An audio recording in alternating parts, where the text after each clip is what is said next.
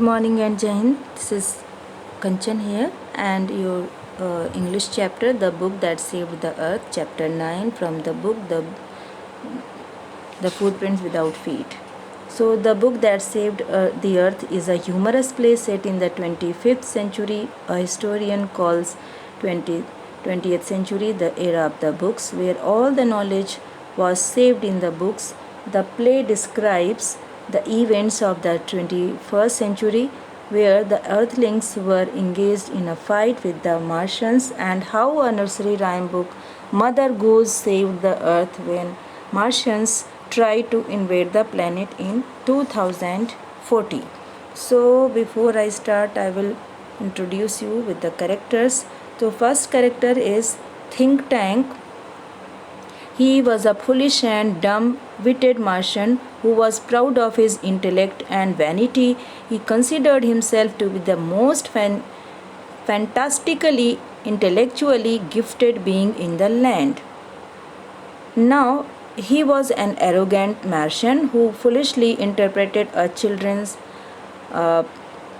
nursery rhyme. Now, second one is Noodle. He was the wisest Martian who was a subordinate of his foolish boss, Think Tank. Though Noodle was intelligent in real sense, he never tried to show off his head or his boss. So third one is here Historian. So historian, she was a woman who used to work as the Museum of Ancient History department of the 20th century. She wittingly told the readers how a nursery rhyme named Mother Goose was able to save the planet Earth from the invasion of Martians in 2040. Next is here about her. She had all the knowledge about the importance of books in the 20th century and its use in the other centuries as well. She called the 20th century as the era of books, as the information then was preserved in the book. So this is here about the characters, and now I will come to the first part. In the first scene of the play was set in the 25th century on planet Earth. As the play opened, the historian appeared and welcomed everybody to her department. She told the audience that the 20th century was known as the era of the books, as one could find a book on each and every topic. The historian then told the audience that later in 2040 there was to be an invasion of the Martian on planet Earth, which never happened. And then she further tells the audience about the failure of the invasion.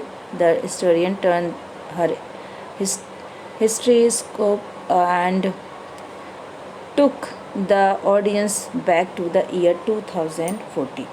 So here the time is 25th century, place the Museum of Ancient History department of the 20th century on planet Earth. And then before rise spotlight on historians who is sitting on a table, right on which is a movie projector. A sign on an easel beside her reads, so Museum of Ancient History department of the 20th century. She stands and bows to audience.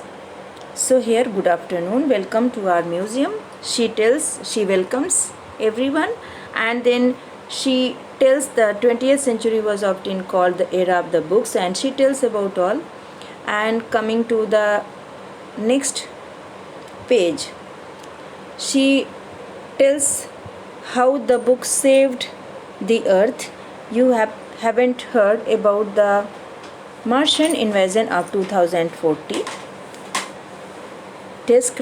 When what do they teach children nowadays? Well, you know, the invasion never really happened because a single book stopped it, she tells.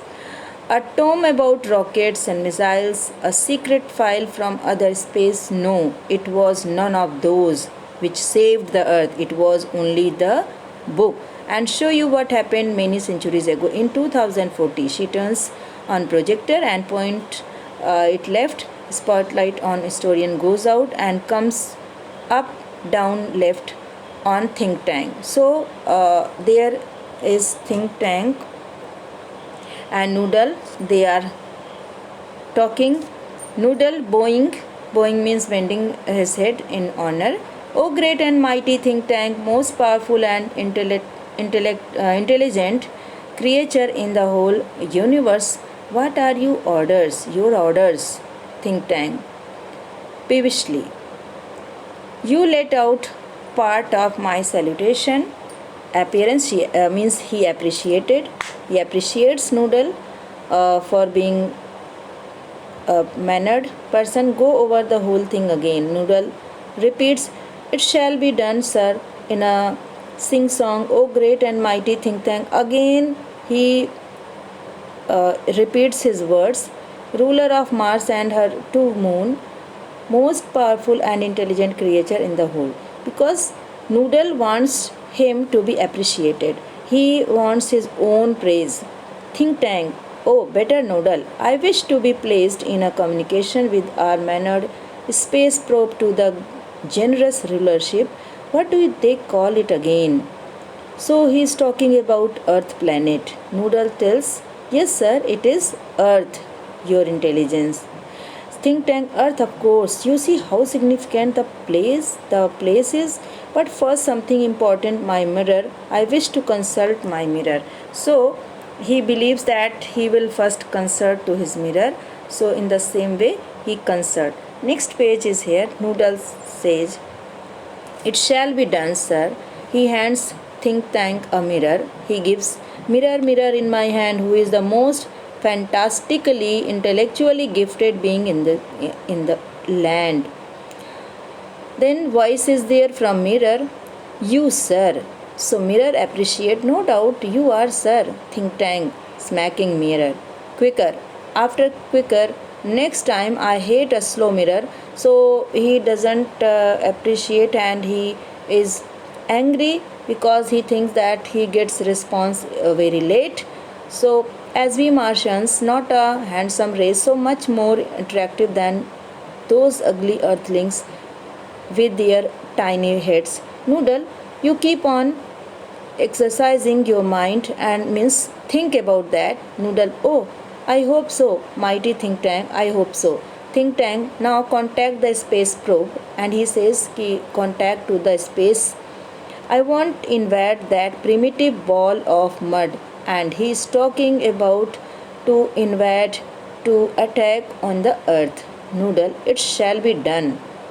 So here is scene 2. Scene 2 of the play shifted between the Mars space control to the Canterville Public Library, where think tank saw his crew members in the library when the space center is there, and members namely or their crew members named are Captain Omega, Lieutenant Lota and Sergeant Oop through a video connect. They are connected with the video. The crew members were amused at the square place that had peculiar items. The place looked like a storage barn to them. Sergeant Oop thought that the books were hats too, so he thought that they were at the haberdashery, which is a place that sells cloth pin, and they are amused about this place. So see here, time a few seconds later, place at Rice Noodle think tank, they talk about to invade this earth, and here Noodle Omega, they are in a library. So this is page number 66. Noodle is here with Omega, and Omega is Captain Omega speaking into a microphone. Mars Space Control calling the crew of Probe 1, and he is connecting. Omega is speaking. Mars Space Control Lieutenant Lota, Sergeant Toop and I have arrived on Earth, and Omega informed that they all are there on the land. Lota, I can't figure it out, Captain. Means he's saying that I'm not able to understand this book. Though he was holding a book. Even he is there, surprised, and he's confused. Which thing is it? So Ope is sergeant, and he is also surprised and not understanding the book, what type of thing it is. I have a clue. I have been to 7 galaxies, but I have never seen anything like this. And they are holding this book, and they are not able to understand what actually is this thing. So this is about this. I will explain in my next video. This is all that the Martians, they went to the earth to invade earth, and they found a book, and they keep discussion what type of thing is this. So this is all about this. I will explain in my next period. Thank you and Jai Hind.